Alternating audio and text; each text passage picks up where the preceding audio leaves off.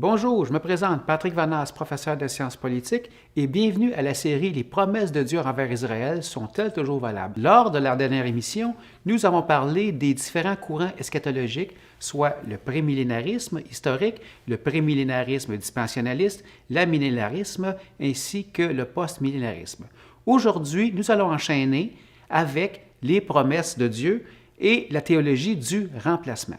Donc, nous allons nous demander aujourd'hui qu'est-ce que la théologie du remplacement. Donc, cette théologie-là dit que Dieu a retiré ses promesses qu'il avait données à Israël dans l'Ancien Testament et les a données à l'Église. Pourquoi a-t-il fait ça? Tout simplement parce qu'Israël était désobéissant et a été dans l'apostasie à plusieurs reprises, et aussi parce qu'Israël, aussi les Juifs, ont fait crucifier Jésus, ont refusé de croire en Jésus, et pour cette raison-là, le peuple juif a perdu ses promesses. Et cette perte de promesses-là, elle est permanente. Ça veut dire qu'Israël ne pourra plus jamais reprendre, évidemment, ces promesses-là. Elles sont perdues à jamais.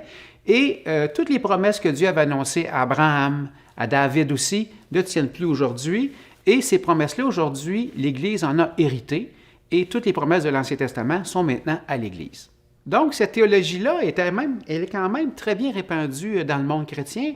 Elle est appliquée notamment dans toutes les églises qui vont croire à la théologie amillénarisme, notamment par exemple l'Église catholique, aussi l'Église orthodoxe, l'Église réformée, protestante réformée, parce que Luther, malgré le fait qu'il croit au salut par la grâce, croyait toujours à cette théologie-là, ainsi que dans l'Église anglicane.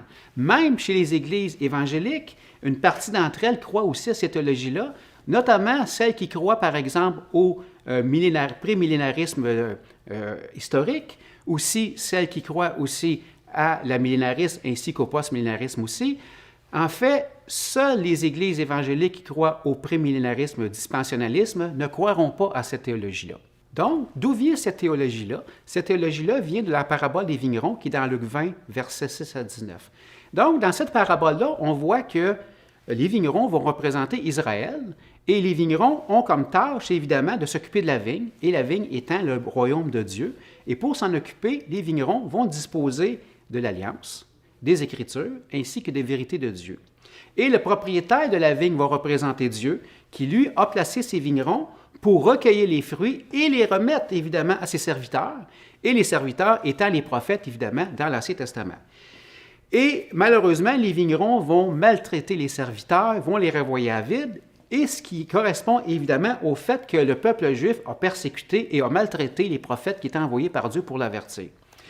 Voyant cela, le propriétaire va envoyer son fils en disant que lui va se faire respecter par les vignerons, et ce fils-là, évidemment, représente Jésus pour inciter évidemment les vignerons à lui remettre une partie de la récolte.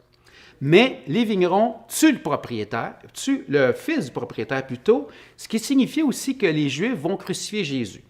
Et dans la parabole, on voit que le propriétaire va finalement tuer les vignerons et les remplacer par d'autres qui lui sont fidèles. Et selon la théologie du remplacement, Dieu a remplacé Israël par l'Église pour s'occuper de son royaume. Et ce qui est très important dans cette théologie-là, c'est que ce remplacement-là, il est permanent. C'est vrai que l'Église va bénéficier de la grâce de Dieu et qu'Israël, présentement, il en est privé. Mais ce qui est très important de mentionner aujourd'hui, c'est que cette situation, elle est seulement temporaire. Et donc, on va lire 2 versets bibliques.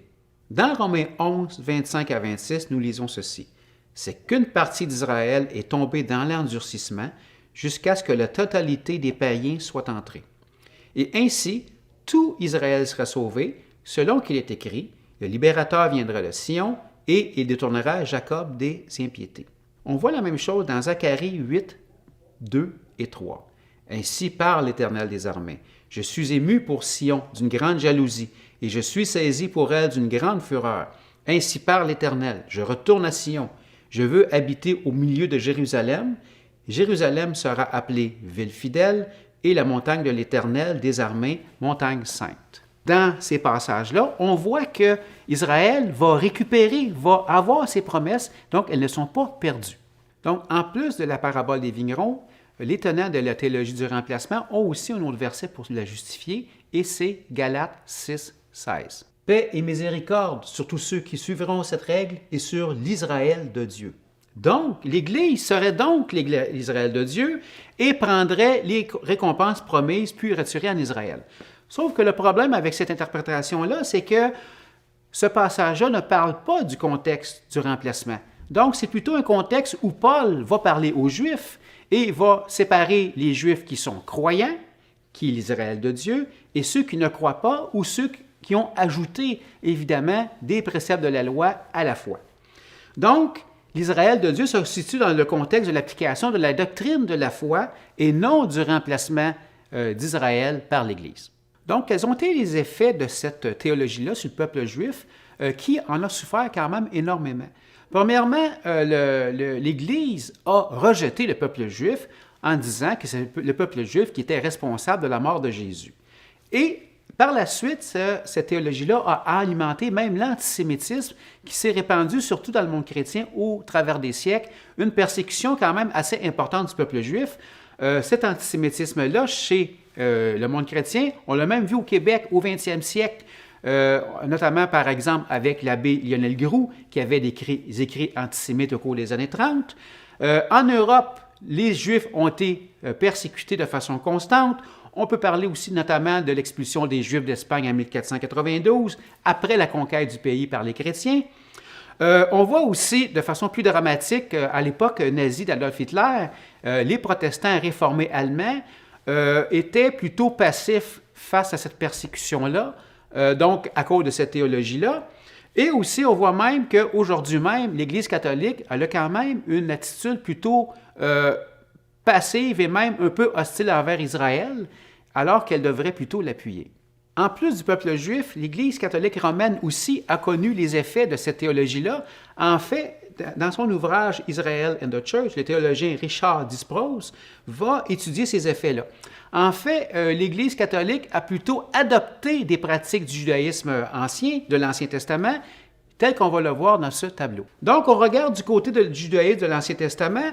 Dans le judaïsme, on avait ce qu'on appelle l'autel des sacrifices, où se faisaient les sacrifices d'animaux, alors que l'Église de Romaine, elle a aussi imité cette pratique-là par l'autel, où le prêtre va se tenir durant la messe. Dans le judaïsme de l'Ancien Testament, on avait aussi comme rituel les sacrifices des animaux, sacrifices continuels et quotidiens des animaux pour le pardon des péchés. Et on a dans l'Église romaine adopté aussi une répétition continuelle du sacrifice de Jésus par la transsubstantiation lors de la Sainte Seine ou de la communion. Dans le judaïsme de l'Ancien Testament, on avait aussi un système hiérarchisé de sacrificateurs et de prêtres. Et l'Église romaine aussi a imité ce système-là avec un clergé hiérarchisé, avec à la tête le pape, par la suite les cardinaux, les archevêques, les évêques et au dernier rang, les prêtres ici. Le judaïsme de l'Ancien Testament avait aussi des cérémonies ritualisées, notamment la circoncision, notamment tous les services du temple avec les sacrifices et tout ça. Et l'Église catholique a imité aussi cette pratique-là par la messe liturgique, qui est toujours répétitive à chaque semaine, ainsi que tout l'ensemble des sacrements. Maintenant, une fois qu'on a vu toutes ces choses, est-ce que cette théologie-là est valable? Est-ce qu'elle est bibliquement valide aussi? Premièrement, premier problème avec cette théologie-là, c'est qu'elle demande d'interpréter la Bible selon deux façons différentes en fonction des textes. Donc, les textes qui sont historiques seraient interprétés de façon littérale, alors que les textes prophétiques doivent avoir une interprétation symbolique. Deuxièmement, cette théologie-là va nier la souveraineté de Dieu qui est parfaite, qui fait que les promesses que Dieu va donner au peuple juif vont dépendre de l'obéissance du peuple juif ou la désobéissance. Ça veut dire, si le peuple juif obéit, les promesses vont tenir, et si le peuple juif désobéit, les promesses vont tout simplement tomber. Et finalement, c'est que cette théologie-là, et c'est l'erreur la plus importante, c'est qu'elle va confondre les châtiments imposés à Israël avec le retrait des promesses. Oui, Israël a été puni. Oui, Israël a été déporté à plusieurs reprises. Mais en réalité, ces châtiments-là n'ont en aucun cas annulé les promesses de Dieu qui sont éternelles parce que Dieu est souverain. Voilà ce qui met fin à cet deuxième épisode de l'émission « Les promesses de Dieu envers Israël sont-elles toujours valables? » À la prochaine émission, je vous invite à venir voir en quoi Dieu n'a pas oublié Israël et que les promesses, elles sont toujours valables, et on va voir ça à partir des prophéties bibliques ainsi que des auteurs de l'Ancien Testament. Ici Patrick Vanasse pour Studio Théovox. Je vous dis à la prochaine.